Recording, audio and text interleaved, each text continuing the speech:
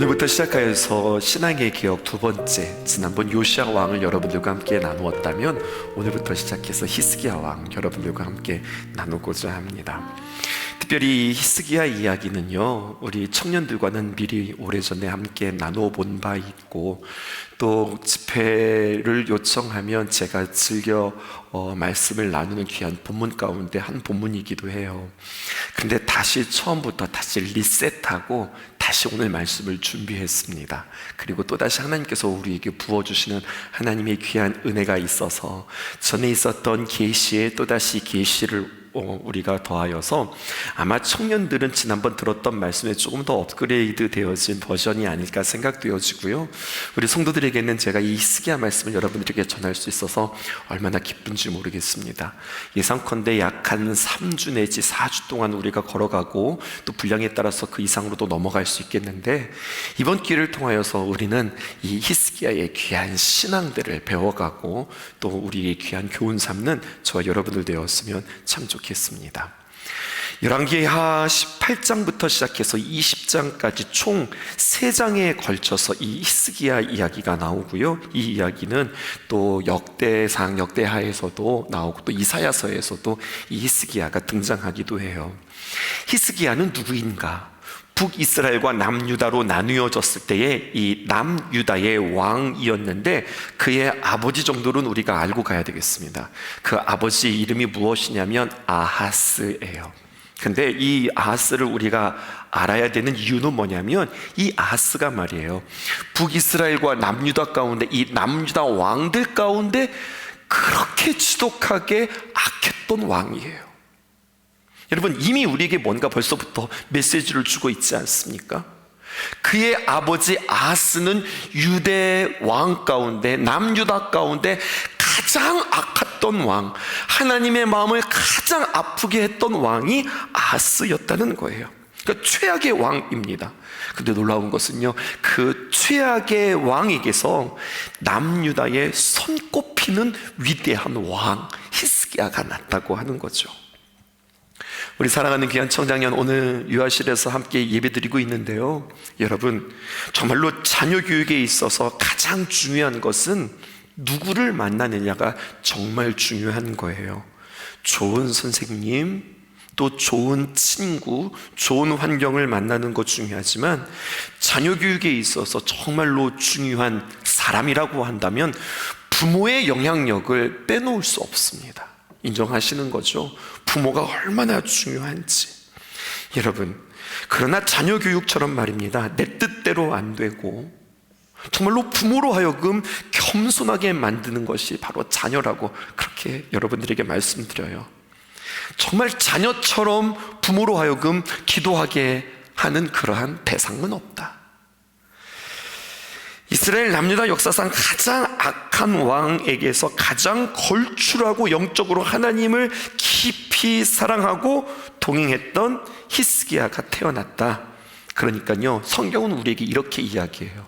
자녀 교육에 있어서 정말 중요한 것은 좋은 선생님 만나는 거, 좋은 친구 만나는 거, 또 좋은 부모 만나서 좋은 부모 아래에서 귀한 환경 가운데서 잘 자라는 것도 정말 중요하지만, 진짜 최고의 환경을 가진 자가 누구 줄 아세요? 여러분, 전 솔로몬이라고 이야기하고 싶어요.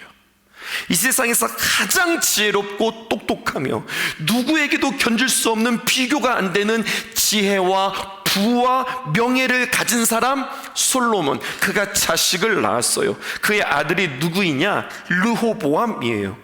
근데요, 여러분, 역사상 가장 어리석은 왕자가 되었습니다. 놀랍지 않아요? 솔로몬에게 뭐가 부족해요? 솔로몬에게 지혜가 없었어요? 그에게 돈이 없었어요? 환경이 열악했어요? 그에게 붙여지는 선생님들이 열악했을까요? 뭐가 부족해요? 여러분, 한번 말해 보실래요? 솔로몬이 자녀를 교육함에 있어서 뭐가 부족해요? 그런데 여러분, 이렇게 외우자고 그랬죠? 남남북녀. 남쪽에는 남자들이 잘생겼고 북쪽에는 여자들이 잘생겼다. 이렇게 해서 북쪽과 남쪽 나누어지면서 첫 번째 왕들이 있었다고 그랬죠? 남르북여. 남쪽에는 남유다, 르호보암, 북쪽에는요 여로보암. 나라가 두 동강이가 나가서 각각의 왕들이 세웠거든요. 남유다에는요 르호보암이 왕이 되었어요. 최악의 왕이었습니다. 정말 볼품없고 정말 미련한 왕이 르호보암이었어요. 그의 아버지가 누구라고요? 솔로몬이라고요. 여러분, 사람들에게 보고 듣는 거 중요하죠? 보고 듣는 대로 따라하잖아요.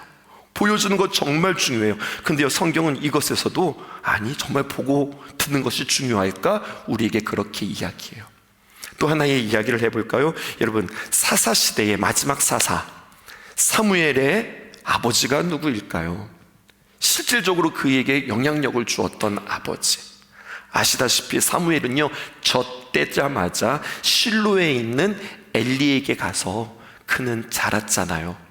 그러면 여러분, 그 엘리가 만났던 그 환경과 그 배경과 그에게 있어서 사무엘은요 어떻게 보면은 홈리와 비느하스가 자신의 형님들 같은 그런 사람들이었거든요.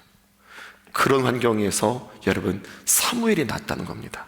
그러면 사무엘이 만났던 환경은 어떤 환경인데요? 보실까요? 사무엘상 2장 12절에서 17절에 있습니다. 엘리의 아들들 홈리와 비느하스 말하는 거예요. 행실이 나빠 여호와를 알지 못하더라. 여러분 보세요. 여호와를 알지 못하는 엘리와 그의 자녀들 사이에서 지금 어린아이 사무엘이 자라고 있다고요. 이 홈리와 비느하스가 한 짓을 보십시다. 어떻게 성경은 이야기하고 있는지. 그 제사장들이 백성에게 행하는 관습은, 여기서 말한 그 제사장은 엘리의 아들들을 말하는 거예요. 이러하였다.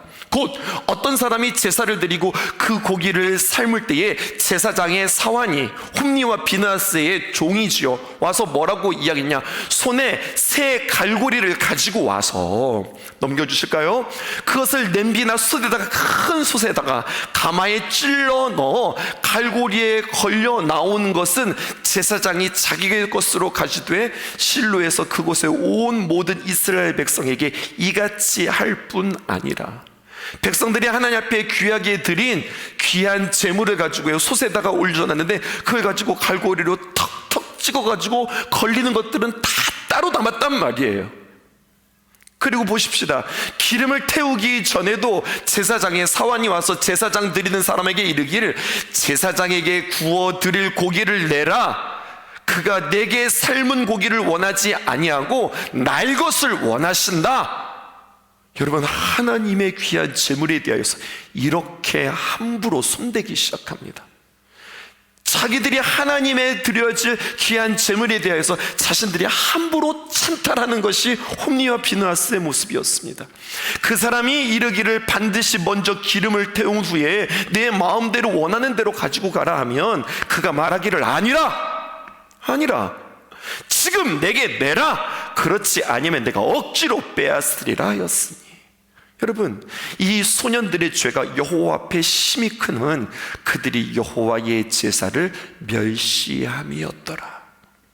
여호와 하나님을 멸시하는 홈리와 비느하스 밑에 누가 있었다고요? 사무엘이 있었다고요. 또 이들이, 여러분, 페류나라는 말 들어보셨죠? 페류나가 무슨 뜻인가 하면 사람으로서 마땅히 하여야 할 도리에 심각하게 어그러진 행동을 하는 사람들을 페류나라고 그래요. 근데 이들은 영적인 페류나였어요. 성경에 보니까 이런 모습도 있어요. 사무엘상 2장 22절에서 23절에 보니까 엘리가 매우 늙었더니 그의 아들들이 온 이스라엘에게 행한 모든 일과 회막문 앞에서 수종드는 여인들과 동침하였음을 듣고, 여러분, 쉽게 말해서 이런 거예요. 너무 끔찍한 표현인데요, 교회에 있는 목회자들이 말입니다, 성도들을 데려다가 그들을 데리고 교회에 열심히 봉사하고 섬기는 귀한 직분자들을 데려다가 그들과 함께 동침하고 아주 말도 안 되는 끔찍한 일들을 하나님의 전에서, 하나님 앞에 예배드리는 그곳에서 그들이 이렇게 폐륜적인 행동을 했단 말입니다. 그런데 이 아버지 엘리가 하는 말 좀 보십시오. 그들에게 이르되 너희가 어찌하여서 이런 일을 하느냐. 이건 또 무슨, 자식들이 지금 그 짓을 하고 있는데 솜방망이로 아이들, 너희들이 지금 어찌하여서 이런 일을 하느냐. 이게 엘리의 아들들이었단 말입니다. 나중에 엘리의 두 아들들이 하나님 앞에서 심판받아 죽지요. 엘리는 의자에 앉아 있다가 의자가 넘어지는 바람에 그 목이 부러져서 죽지요. 여러분, 하나님이 그냥 놔두지 않죠. 그런 배경 가운데에서 누가 났다고요? 시대를, 사사시대에서 왕정시대를 변환시키는 분기점에 있는 사무엘이 태어났습니다. 여러분, 좋은 환경, 좋은 선생님, 좋은 친구, 좋은 부모, 이거보다 더 중요한 거, 여러분, 좋으신 하나님을 만나는 것, 그것이 자녀 교육에 있어서 최고라고 하는 이야기예요. 여러분, 유학 보내는 거 좋죠. 좋은 대학교 보내는 거 좋죠. 그런데 유학보다도, 좋은 대학보다도 좋으신 우리의 하나님 앞에 그 하나님을 먼저 인격적으로 만나는 것, 좋은 선생님을 만나는 것보다, 좋은 대학에서 좋은 공부를 만나는 것보다 더 중요한 것, 하나님을 만나는 것, 이것이 중요하다. 그 어떤 정말로 황무지와 같은 곳에서도 주님께서 귀하게 쓰실 아름다운 귀한 꽃들이 자라날 수 있고, 그렇게 비옥하고 그렇게 아름다운 귀한 토양에서 썩어지는 정말로 볼품없는 그러한 모습도 자라나는 것을 보면 모든 것은 하나님 손에 달려있다는 거죠. 이렇게 사무엘이 자랐잖아요. 그런데 여러분, 나중에 보면 알지만 사무엘의 아들들은 어땠을까요? 또 참 볼품없었어요. 참 볼품없었어요.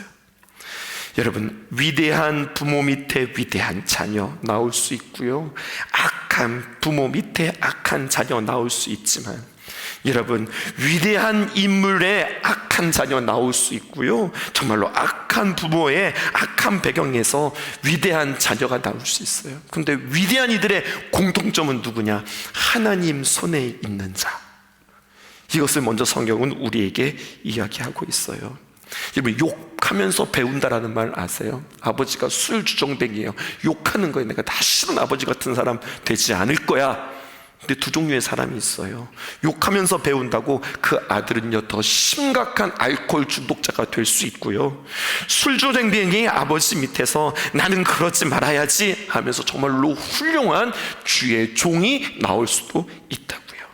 그러기에 우리는, 여러분, 하나님께서 우리에게 주신 귀한 자녀들을 위하여서 우리가 겸손할 수 있기를 바라고, 또 우리에게 소망이 있기를 주님의 이름으로 축복합니다. 나는 좋은 부모가 되지 못했는데, 나는 우리 자녀들에게 참 부끄러운 자인데, 그래도 우리가 주님 앞에 간절히 간구하며 기도하면 하나님께서 우리 자녀들을 아름답게 세울 줄 믿습니다. 제일 어려운 농사 무슨 농사라고요? 자식 농사라고요. 하지만 주 안에서 잘 자라고 잘 살고 있으면 그것은 우리는 뭐라고 고백해야 하느냐? 하나님의 은혜다. 그런데 그렇게 기도하고 주님 앞에 애쓰고 간구했음에도 불구하고 자식 때문에 가슴에 피멍이 들고 깊은 아픔이 있다면, 여러분, 이렇게 고백하세요. 하나님께서 나로 하여금 더 기도하게 하시는구나. 더 기도하게 하시는구나. 그러니까 무엇에든지 자식 자랑하지 마시고, 무엇에든지 자식 부끄러워하지 마시고, 정말로 하나님만 자랑할 수 있기를, 하나님께만 기도할 수 있기를 주님의 이름으로 축복해요. 오늘 특별히 이제 고3들 만나고 이들을 위하여서 우리가 축복하며 기도하고, 내일 우리 아이들이 대학 수학력 시험 보는 귀한 날, 우리 성도들과 함께 기도할 텐데요, 오늘 본문을 묵상하면서 이 본문이 먼저 눈에 들어왔어요. 그렇게 우리는 주님 앞에서 우리 귀한 자녀들을 내 방법과 수단으로 키우는 것이 아니라 반드시, 여러분, 하나님을 만나게 하는 그 일에 여러분 가장 먼저 앞장설 수 있기를 주님의 이름으로 축복합니다. 오늘 히스기야를요, 이렇게 표현하고 싶어요. 가문 끝에 내리는 담비와 같은 사람 히스기야. 북이스라엘이 아수르에 의하여서 멸망하였어요. 그리고 남유다도 이제 그 전차를, 그 차례를 그대로 밟아가고 있는 중에 있어요. 영적으로 기근의 시대에 여러분, 히스기야와 같은 사람, 청정한 산소와 같은 사람, 시대가 목마르면 목마를수록 목마름을 해결할 수 있는 히스기야와 같은 사람, 히스기야와 같은 청년들, 히스기야와 같은 다음 세대들, 히스기야와 같은 우리 귀한 성도들 되어지기를 주님의 이름으로 축복합니다. 어떻게 하면 우리는 히스기야와 같은 사람이 될 수 있을까요? 우리는 네 가지 살펴볼 수 있어요. 18장 3절에서 4절입니다. 이렇게 기록되어 있습니다. 3절부터 볼게요. 히스기야가 그의 조상 다윗의 모든 행위와 같이 여호와께서 보시기에 정직하게 행하였다. 여기 보니까요, 그의 조상 다윗의 모든 행위와 같이 여호와께서 보기에 정직하게 했다 표현하거든요. 그의 어떤 모델이 누구로 나오냐면 다윗으로 나오고 있어요. 그런데 성경에 보니까 왕들 가운데 그의 모습이 다윗과 같이 참 정직했다라고 하는 왕이 한 사람 또 등장하더라고요. 그게 어디에 나타나느냐, 열왕기상 5장 11절에서 14절. 여러분 잘 모르는 왕이에요. 이번에 이 왕 하나 마음속에 담아갔어요. 아사라고 하는 왕이에요. 그런데 보세요, 아사가 그의 조상 다윗과 같이 여호와 보시기에 정직하게 행하여, 히스기야랑 똑같죠. 또 남색하는 자를 그 땅에서 쫓아내고 그의 조상들이 지은 모든 우상을 없애고, 13절과 14절, 또 그의 어머니 마아가가 혐오스러운 아세라상을 만들었으므로 태후의 위를 패하고 그 우상을 찍어 기드론 시냇가에서 불살랐다. 이렇게 띄어지지 않고 13절, 불살랐으나 참 잘했어. 그런데 끝에 조사가 뭐라고 붙었냐면, 그렇게 그가 여러 가지로 많이 잘 했으나, 그런데 아쉬운 게 하나가 있다는 거예요. 14절 보실까요? 다만 뭐뭐했다. 그러나 다만 이게 참 오기티와 같이 아깝다. 뭐냐? 산당을 없애지 않았다. 그러나 또다시 이야기하죠. 그를 평가하기를 아사가 그의 마음에 일평생 여호와 앞에 온전하였다. 성경은 이렇게 그 아사를 평가하고 있어요. 괜찮죠? 잘했어요. 너무너무 잘했는데 딱 한 가지, 산당은 누가 만들었느냐? 솔로몬이 만들었거든요. 솔로몬 이후에 만들었던 그 산당, 이것까지도 좀 없앴으면 좋았을걸, 이런 아쉬움이 있었던 왕이 아사. 99점. 그런데요, 오늘 히스기야를 다시 한번 볼까요? 히스기야는 이렇게 이야기되어지고 있습니다. 4절 말씀 볼게요. 그가 여러 산당을 어떻게 합니까? 아사가 하지 못하는 것을 이 히스기야는 했네요. 그가 여러 산당을 제거하며 주상을 깨뜨리며 아세라 목상을 찍으며, 여러분 이렇게 아름답게 귀하게 그가 여러 산당까지 제거했던, 아사가 못했던 그 부분까지도 감당했던 것이 바로 히스기야였다라고 하는 거죠. 괜찮죠? 근사하죠? 하나님의 마음을 너무나도 잘 알아. 정말로 하나님께서 기뻐하시는 것을 끊임없이 추구하고 완전히 그 일들을 감당하는 자가 히스기야였다. 첫 번째, 그는 무엇했어요? 우상을 철폐했다는 거죠. 히스기야와 같은 여러분들 되어지기 원하신다면 우상이 무엇입니까? 우상, 하나님보다 더 사랑하는 것, 그것이 언제나 우리 안에서 점검되어질 수 있기를 주님의 이름으로 축복해요. 우리는 히스기야 닮아가고 있거든요. 두 번째, 그는 무엇을 했는가? 놋뱀을 철거했다는 이야기예요. 이건 우리 청년들과 함께 심도 있게 다루었던 내용이기도 하네요. 여러분, 놋뱀은 어떤 놋뱀이냐면, 여러분 생각하는 그 놋뱀 맞아요. 모세가 만들었던 놋뱀 이야기로 거슬러 올라갑니다. 민수기 21장 5절에서 9절에 있는 말씀, 아는 내용이니까 그냥 빠르게 읽을게요. 이스라엘 백성들이 하나님과 모세를 향해서 원망했습니다. 그들이 먹는 만나가 이제는 지겹다는 거예요. 어찌하여 우리를 애굽에서 인도하여 이 광야에서 죽게 하는가? 이곳에서는 두 가지가 없다네요. 먹을 것도 없고 물도 없도다. 근데요, 솔직히 말해서 물 없어서 그들이 죽지 못했고요, 그리고 먹을 것이 없어서 그들이 죽을 지경에 이르지 않았어요. 그들의 성에 차지 않는 거죠. 우리 마음이 이 하찮은 음식, 뭡니까? 만나를 이제는 이게 도대체 뭐야? 라고 했던 것이 만나였는데, 이제는 어느새 이것이 그들에게 하찮게 되었어요. 사람은 그런 거예요. 처음에는 너무 좋고 처음에는 너무 감사한데, 이것이 우리에게 계속해서 공급되어지면 이게 감사한 줄 모르는 거예요. 이것이 하찮게 되어지는 거예요. 혹여나 우리의 예배가 그렇지 않습니까?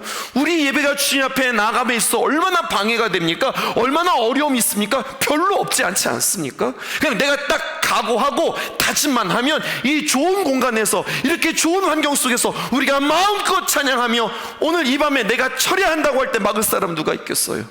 마음껏 기도하며 내가 주님께 나아갈 수 있는 이 공간, 이것이 우리에게는 너무나 귀한 일인데, 특별히 북한 땅과 비교해 볼 때, 저 북한 땅의 지하의 성도들을 기억해 볼 때 우리는 이게 얼마나 감사하고 얼마나 감격스러운 일이냔 말입니다. 그런데 이것이 우리에게 너무 익숙한 거예요.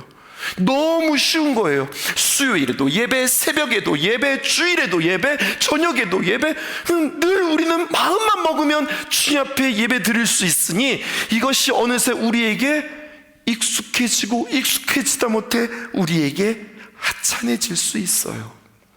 그래서 저는 여러분들과 함께 우리 신성교회의 핵심가치 예배, 우리는 언제나 그 예배가 우리에게는 생명 다하는 예배, 전심인 예배, 진심인 예배, 내 생의 마지막과 같은 예배로 주님 앞에 나아가십시다. 이것을 여러분들에게 끊임없이 도전하고 있는 거예요.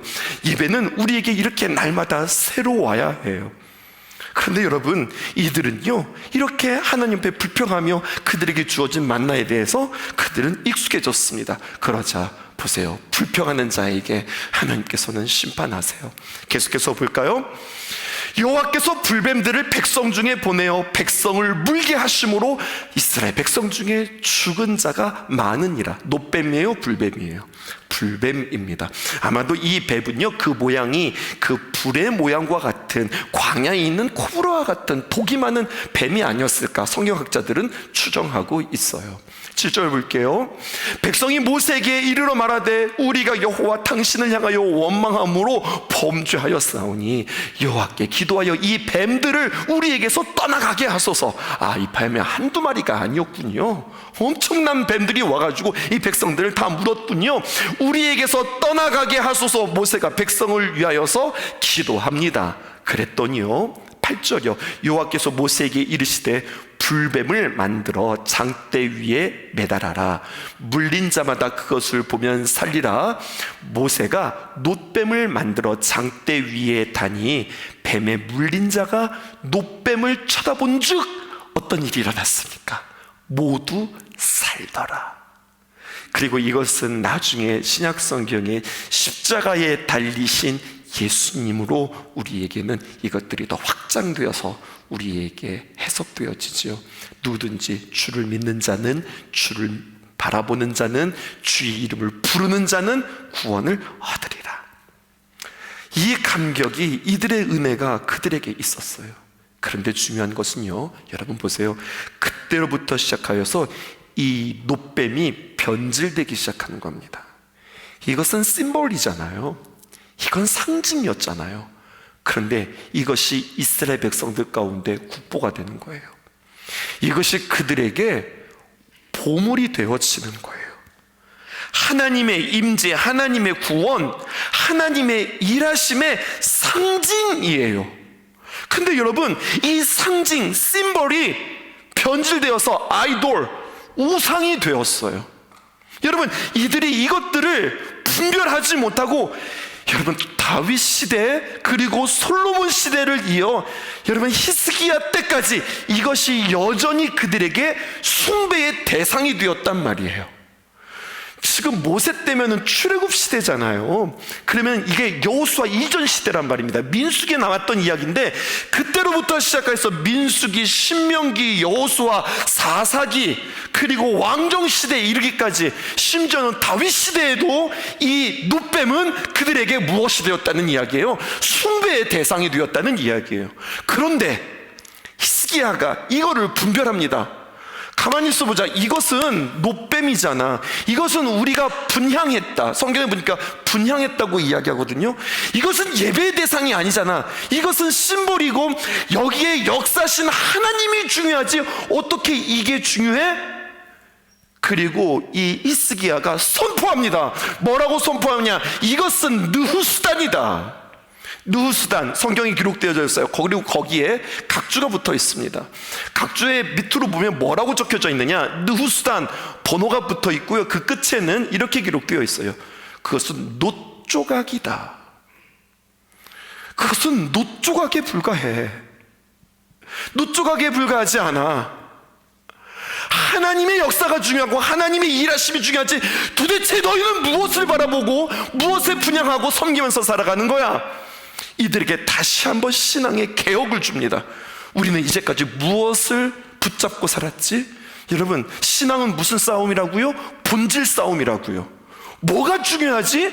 뭐가 핵심이지? 내가 무엇으로 인해서 열심히 예배드리지? 내가 무엇 때문에 예배를 드리는 거지? 내가 무엇 때문에 예수님을 믿는 거지? 끊임없이 질문할 때 우리가 본질을 붙잡을 수 있는 거예요. 막 가다 보니까 하던 대로 하는 거예요. 옛날 사람도 그랬고 지금 사람도 그랬고, 하던 대로 다음에도 그렇게 할 것이에요.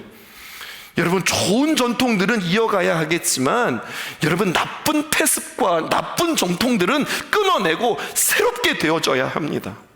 똑같으면 똑같을 뿐입니다. 하지만 여러분, 새로운 선택들은 우리에게 더 나은 진보들이 우리에게 있을 것이에요. 히스기야는 이것을 분별할 수 있었어요. 여러분, 국가의 말입니다. 난세가 처하면 지도자들은 말입니다, 백성들을 규합하기 위해서 일부러라도 상징, 우상을 만들기도 해요. 우리나라 역사입니다. 1232년에 고려가 말입니다, 몽골로부터 침략을 받았을 때 고려 대장경판이 소실됩니다. 우리는 숫자를 좋아해서요, 이 고려 대장경판을 우리는 주로 뭐라고 부르냐면 팔만대장경이라고 불러요. 이게 8만이라고 하는 숫자가 굉장히 중요해서, 국난에서도요, 그 나라가 어려운 중에서도요, 그것을 다시 만들어서 민심이 분열되었을 때에 상징적으로 어떤 조형물, 어떤 물건들을 만들므로 여러분, 민심을 수습하는 도구로 삼는 것이 이게 리더들의 스킬이에요. 그런데 여러분, 히스기야는 이때 놋뱀을 부각시키면 정말로 백성들을 하나로 규합할 수 있는 좋은 도구거든요. 근데 그렇게 하지 않았어요. 방법을 쓰지 않았단 말입니다. 놋뱀을 없애버려야 되겠다고 하는 결단을 합니다. 이유는 딱 한 가지, 이것은 하나님께서 기뻐하시지 않으니까. 히스기야는 정확하게 분별했어요. 놋뱀, 느후수단이라, 즉 놋조각에 불과하다. 본질이 무엇인지 꿰뚫을 수 있었던 통찰이 그에게 있었던 거죠. 자, 그러면은요, 우리 히스기야가 이런 것도 했네, 이런 것도 했네, 참 잘했다 하지 말고 우리는 조금 더 깊이 봐야 돼요. 어떻게 그가 이런 것들을 볼 수 있었고 이런 것들을 선택할 수 있었을까? 그 근간은 무엇일까? 그 힘을 볼 수 있으셔야 하거든요. 그 다음입니다. 봤더니 성경이 그를 이렇게 평가하고 있어요. 18장 5절에서 6절입니다. 함께 읽어보실게요. 히스기야가 이스라엘 하나님 여호와를 의지하였는데 그의 전후 유다 여러 왕 중에 그러한 자가 없었으니, 이렇게 표현되어져 있어요. 성경을 보면서 이게 어떤 관용 어구인 것 같아서 조금 찾아보았습니다. 그랬더니 하나님께 칭찬받는 자들은요, 한결같이 이렇게 표현해요. 내 앞에 너와 같은 자가 없었거니와 내 후에도 너와 같은 자가 없으리라. 그러니까 전무후무하다라고 칭찬받는 사람들이 있더라고요. 누구냐? 솔로몬이 그랬습니다. 열왕기상 3장 12절에 보면 솔로몬이 참 순수했을 때, 하나님 앞에 1,000번제를 드렸을 때 하나님께서 솔로몬에게 나와서 그에게 뭐라고 칭찬해 주시냐면, 내가 내 말대로 하여, 뭐라고 말했냐면, 하나님, 저는 다른 거 필요 없어요. 하나님의 마음을 알게 해주세요. 하나님 지혜 주세요라고 구했거든요. 그게 너무너무 하나님께서 좋으셔서 내게 지혜롭고 총명한 마음을 주노니 내 앞에서도 너와 같은 자가 없거니와 내 뒤에도 너와 같은 자가 일어남이 없으리라. 근사하죠? 야, 너 같은 자는 이전에도 없었고 이후에도 없을 거야. 너같이 그렇게 귀한 자에게 내가 지혜를 준 자, 전무후무한 지혜로운 사람 만들겠다. 하나님이 이렇게 말씀하셨어요. 우리 지난번에 살펴보았던 요시야도 이런 칭찬을 받았어요. 어떤 칭찬을 받았느냐? 열왕기하 23장 25절에 보니까 요시아가 마음을 다하여 뜻을 다하여 힘을 다하여, 마음을 다하고 뜻을 다하고 힘을 다하였네요. 뭐하는 일에? 모세의 모든 율법을 따라 여호와께로 돌이킨 왕, 여호와 하나님께로 돌이켰던 왕은 요시야 전에도 없었고 후에도 그와 같은 자가 없었다. 아하, 솔로몬은 지혜를 받고 그 지혜가 전무후무한 지혜를 받았다고 한다면 요시야는 여호와께로 돌아가자, 여호와께로 돌아가는 그 일에 그렇게 진지하고 그렇게 신실했던 자가 전무후무했다, 그렇게 이야기한다면 여러분 히스기야 보십시다. 그에게는요 어떤 칭찬이 있었냐면 이렇게 이야기하고 있어요. 다시 한번 5절에 있는 말씀 보실까요? 5절입니다. 히스기야가 이스라엘 하나님 여호와를 의지하였다. 지혜에 충만한 온음으로 칭찬을 받았고 여호와께로 돌아가는 일에 칭찬을 받았다면 그는 여호와 하나님을 의지하였는데 그의 전후 유다 여러 왕 중에 그러한 자가 없었다. 그러면 여러분, 여호와를 의지한다는 것은 무엇일까요? 6절에 보니까 이렇게 표현하고 있습니다. 곧 표현하고 있죠. 아주 중요한 표현입니다. 곧, equal. 그러니까 여호와를 의지하는 게 뭔 줄 알아? 곧 이런 거야 라고 성경이 우리에게 해답을 주고 있어요. 그가 여호와께 연합하여 그에게 떠나지 아니하고 여호와께서 모세에게 명령하신 계명을 지켰더라, 이렇게 표현하고 있죠. 여러분, 두 가지를 설명할 텐데요. 그에게 떠나지 않았다, 하나님에게서 떠나지 않았다라고 하는 표현을 영어 성경에서 보니까 이렇게 표현되고 있어요. He did not stop. 그는 멈추지 않았다. Following him. 하나님을 쫓아가는 것에 그는 멈추지 않았다. 하나님을 의지한다고 하는 것은요, 하나님을 쫓아가는 거예요. 여러분, 하나님을 쫓아가는 것은 무엇일까요? 내가 곧 길이요 진리요 생명이라고 예수님께서 말씀해 주셨는데, 쫓아가는 것은 다른 것이 아니라 앞에서 설명하였지요. 다시 한번 6절을 보실까요? 하나님을 쫓아가고 하나님을 의지하는 것은 여호와께서 모세에게 명령하신 그 계명, 하나님의 말씀이 그의 삶의 기준이었다는 이야기예요. 그 하나님의 말씀을 기준 삼아서 끊임없이, 맞아, 하나님의 말씀이 중요해 라고 생각하면서 그 말씀으로 기준 삼는 거예요. 세상에 여러 가지 많은 정보가 있어요. 다시 자녀 교육의 이야기로 돌아가 볼까요? 세상에서 이야기하는 많은 자녀 교육의 탁월한 방법들, 이것이 좋단다, 저것이 좋단다, 무슨 학습법이 좋단다, 어디 가면 좋단다, 그 많은 것보다 하나님의 말씀을 쫓아가는 것, 그것이 나는 최고의 자녀 교육임을 믿습니다라고 고백하는 것, 이것이 하나님을 의지하는 거예요. 힘들고 어려운 일들이 만날 때에, 힘들 때는 주님 앞에 나와서 간구하며 기도하고, 기쁠 때는 주님 앞에 나와서 찬송하는 그 하나님의 귀한 말씀을 나의 삶의 지침으로 삼고, 진짜 어려우면 사람 쫓아다니지 말고, 사람 붙잡고 하소연하지 말고, 정말 힘들고 정말 어려우면 하나님의 귀한 말씀에 쫓아 내가 주님 앞에 나와서 그 말씀대로 내가 기도로 하나님의 귀한 말씀이 나의 삶의 동사가 되어지는 사람, 그 사람이 정말로 하나님을 의지하는 사람이라고요. 히스기야는 그렇게 했어요. 하나님을 의지했어요. 하나님을 쫓는 것을 멈추지 않았어요. 사랑하는 귀한 성도 여러분, 이제 도전합니다. 여러분들에게 솔로몬을, 또 요시야를, 히스기야를 여러분들에게 소개했다면 분명 우리는 주님 앞에 서서 착하고 충성된 종아, 내가 나의 귀한 잔치에 참여할 것이다 라고 주님께서 우리에게 초청해 주실 텐데, 여러분 더 구체적으로 착하고 충성된 종아라고 이야기할 때에 무엇에 충성하였는가, 그 귀한 고백과 간증이 저 여러분들에게 있기를 주님의 이름으로 축복해요. 그냥 아무 열심히 아니라 나는 정말로 이 일에 내가 충성되이 주님 앞에 행하였다. 내 인생에 이것을 나의 삶의 귀한 목표 삼고 내가 이 일을 위해서 내가 평생 주님을 위해서 충성되이 살다가 내가 주님 앞에 와서 내가 알지 사랑하는 귀한 종, 네가 이 일에 충성하였음을 내가 알지. 그냥 막연한 좋은 말이 아니라 무슨 일에 내가 충성하였는가. 한 권사님 저한테 그렇게 이야기하시대요. 목사님, 어차피 한평생 사는 거 늙어 죽기보다 달아서 죽어버리려고요. 참 호기롭다고 그랬어. 목사님, 그냥 늙어서 죽기보다 그냥 열심히 일하다가 달아서 죽으려 합니다. 멋지네요. 저도 그렇게 되어야 되겠어요.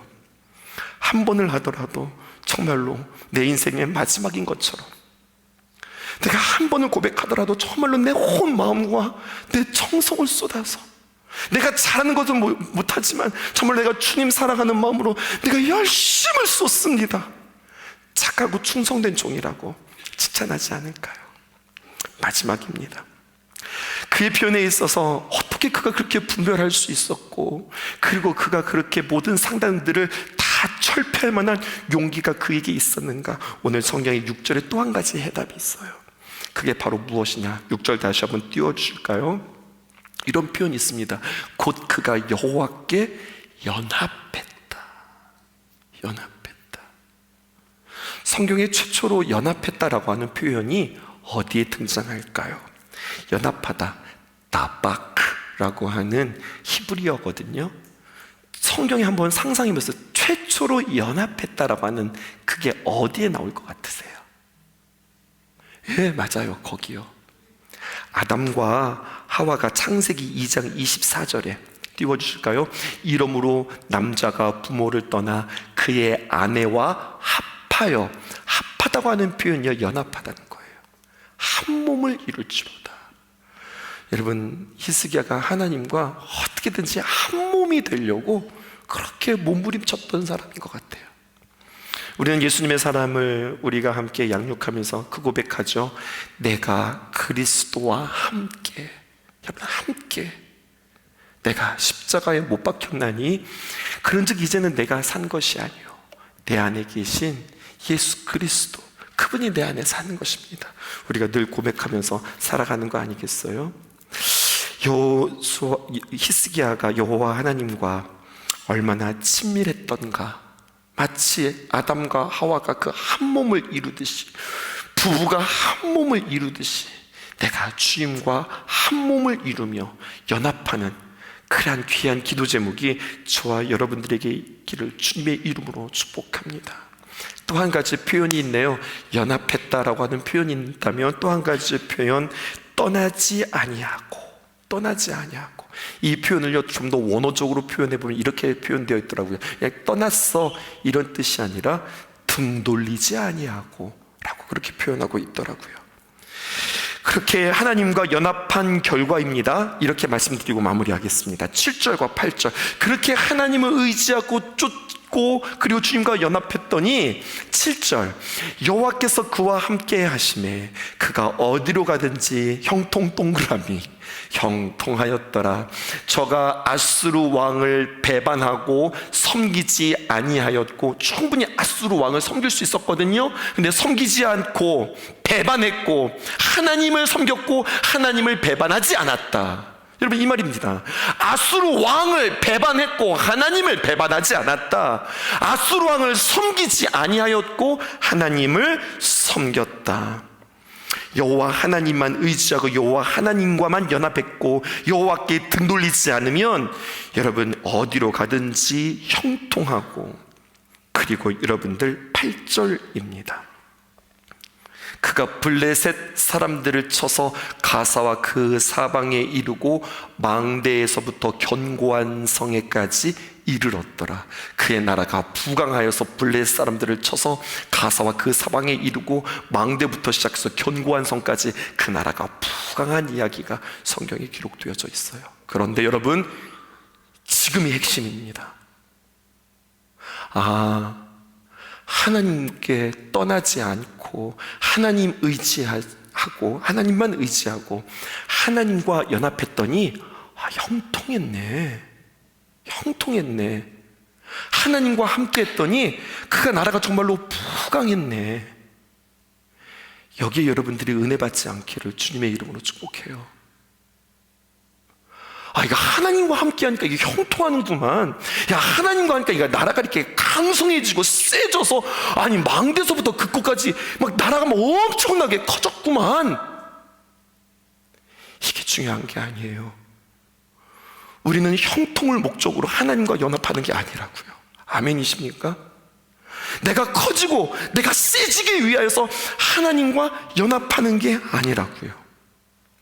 형통과 그리고 어떤 강함과 나에게 돌아온 어떤 베네핏, 나의 유익과 나의 이익을 위하여서 하나님을 섬기고 하나님을 쫓는 것이 아니라, 하나님을 알고 하나님을 경험하니 하나님 그분이 너무나도 귀한 분이셔서 그냥 하나님과 연합하고 하나님과 함께하고 하나님을 의지하는 것이 나의 목표입니다. 잘 들어보세요. 형통하는 것이 나의 신앙의 목표가 아니라, 잘 되는 것이 나의 신앙의 목표가 아니라, 여러분, 우리가 지금 욥을 걸어가고 있지만 잘 믿었는데도, 열심히 살았는데도, 죄가 없음에도 불구하고 형통하지 않는 이야기들이 있는 거잖아요. 그러면 어떻게 할 거예요? 나의 신앙이 형통이 목표였는데 나의 신앙이 형통하지 않았다고요. 그러면 어떻게 되어야 하느냐? 신앙을 버려야 돼요. 왜? 나의 신앙의 목표는 형통이었으니까. 지금 성경은 우리에게 이걸 이야기하고 있는 겁니다. 하나님은 아셨어요. 히스기야는 형통을 위해서, 나라가 세지기 위해서, 그래서 내가 하나님과 연합해야지, 내가 하나님께서 기뻐하시는 것을 선택해야지, 이러지 않았다고요. 그것은 그냥 뒤에서 하나님께서 주시는 선물이었어요. 그냥 따라오는 것이었어요. 정말로 히스기야가 경험한 은혜는 그의 눈에 하나님이 보였어요. 하나님의 선하시고 하나님의 인자하심, 하나님의 존귀하심이 보였어요. 내가 하나님만 사랑합니다. 하나님이면 나는 충분합니다. 하나님만이 나의 인생에 책임지시는 분입니다. 그러면 좋은 일도 하나님이 없으면 나쁜 일이 되는 겁니다. 나쁜 일도 내 하나님 안에 거하면 이것은 결국 좋은 일이 될 것입니다. 이 고백을 하는 거죠. 여러분, 나이 든다는 게 좋은 뜻도 있어요. 어른이 된다는 게, 노인이 된다는 게 좋은 뜻도 있어요. 어떤 의미에서 좋은 것인 줄 아세요? 나이 들어, 젊은이들은 몰라요. 나이 들어 하나님께서 일하신 열매를 비로소 볼 수 있어요. 시간 싸움에서 이긴 분들이거든요. 그때는 잘 몰랐는데 길게 보고 한평생 끝자락 와보니, 하나님이 그렇게 하셔서 이런 열매를 보게 하셨구나, 하나님께서 이것 주시려고 그렇게 하셨구나를 고백하는 분들이 많이 있다고요. 신앙의 개혁이란 무엇일까요? 우리가 무엇을 새롭게 해야 할까요? 히스기야를 통하여서 우리는 무엇을 배워야 할까요? 다른 것이 아니라, 하나님이 나의 목적과 수단이 아니라 하나님이 나에게 이유 되어집니다. 그 하나님을 고백하는 저와 여러분, 이 생각의 전환이, 어쩌면 이 이야기를 강단에서 다양한 방법으로 여러분들에게 계속해서 이야기했던 것 같아요. 이 다짐이, 이 고백이 저와 여러분들에게 있기를 주님의 이름으로 축복합니다. 내게 어떻게 해주시지 않아도 좋습니다. 주님과 함께하고 주님과 연합한다면, 내가 주님 안에 있으면 그 자리가 가장 안전한 자리이고 가장 복된 자리입니다. 이것을 담대하게 고백할 수 있고, 오늘 이렇게 이것을 정보로 알았다면 이것을 체험할 수 있는 저와 여러분들 되어지기를 주님의 이름으로 축복합니다.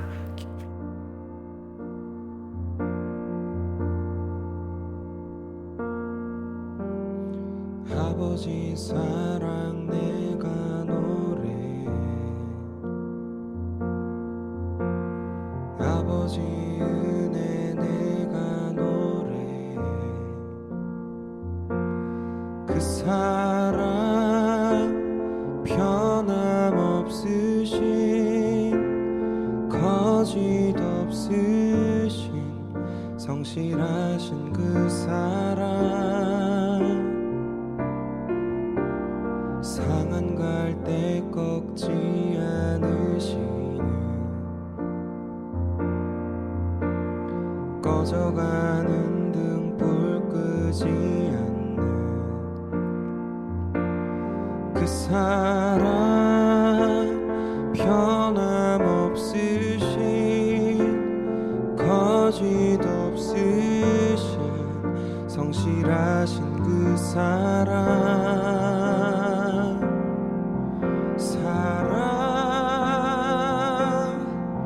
그 사랑 날 위해 죽으신 날 위해 다시 사신 예수 그리스도 다시 오실 그 사랑 죽음도 생명도 천사도 하늘의 어떤 권세도 끊을 수 없는 영원한 그 사랑 예수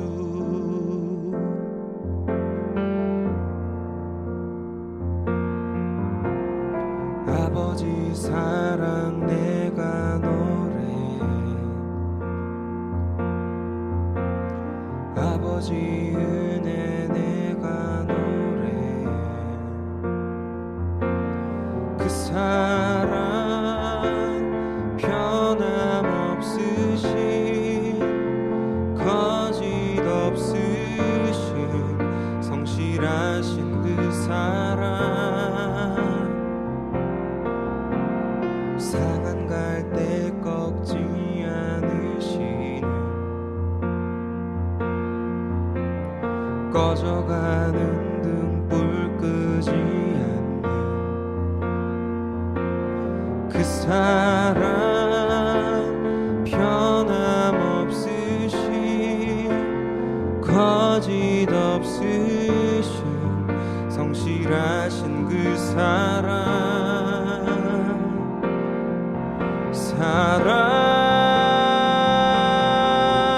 그 사랑 날 위해 죽으신 날 위해 다시 사신 예수 그리스도 다시 오실 그 사랑 죽음도 생명도 천사도 하늘의 어떤 권세도 끊을 수 없는 영원한 그 사랑 예수 그 사랑 날 위해 죽으신 날 위해 다시 사신 예수 그리스도 다시 오실 그 사랑 죽음도 생명도 천사도 하늘의 어떤 권세도 끊을 수 없는 영원한 그 사랑 예수 영원한 그 사랑 예수 영원한 그 사랑 예수